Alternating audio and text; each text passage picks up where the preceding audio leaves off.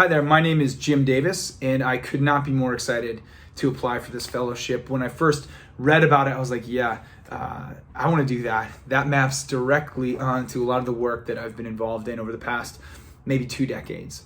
My experience has been really varied. I was a studio art major in my undergraduate work, but I also studied psychology, philosophy, and a host of other things. I was just very curious. I was also playing college football at the time. After college, I went on to pursue a career in professional football, low level. I played in the Arena League, and then I played over in Europe for a team in Ireland, and then over to Spain for a team in Spain, back to Ireland, and then called it a career. When I did call it a career, I started what has become the nation's largest strength and conditioning program at the high school level. I work at a large 4,100 student institution just north of Chicago, Illinois. We see 2,000 plus visits per week.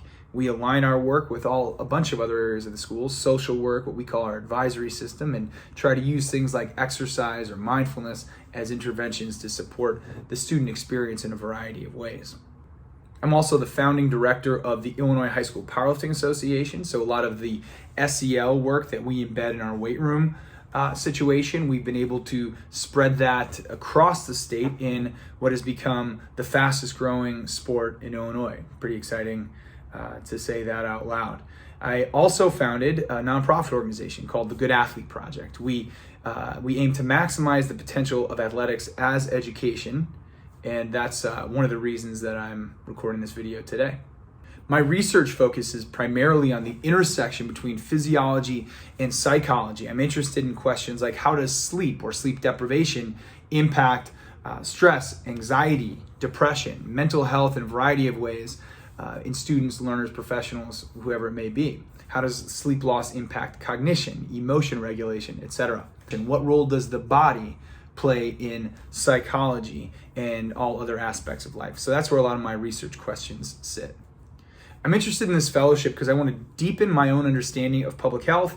I want to be involved in systems level thinking. And importantly, I want to be able to share information with a broad range of people. And I think that, from the explanation of what this fellowship would look like, I think it would get me closer and closer to doing that. I've noticed over the course of my time in these roles that I mentioned, that there are stacks and stacks of research out there that with just invaluable sets of information and data that everyone could use, but almost no one can access it, either because they don't have the time, they don't have the educational background, they don't have the interest, whatever it might be. So one of my big focuses is to bridge the gap between research and the front, practice, interventions, just bring the laboratory to the people in a way that is really understandable and usable. So one of the things I hope to get out of it really aligns with one of my problem-solving approaches, meaning if you ever want behavior change, you have to look at a situation through 3 primary lenses: understanding, motivation, and access.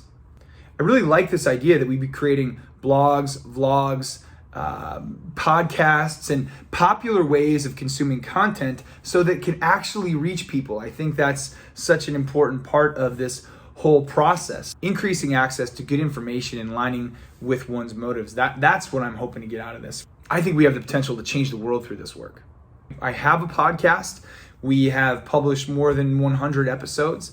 I do write blog articles. I've actually, over the quarantine, I published about 70 articles in a variety of locations.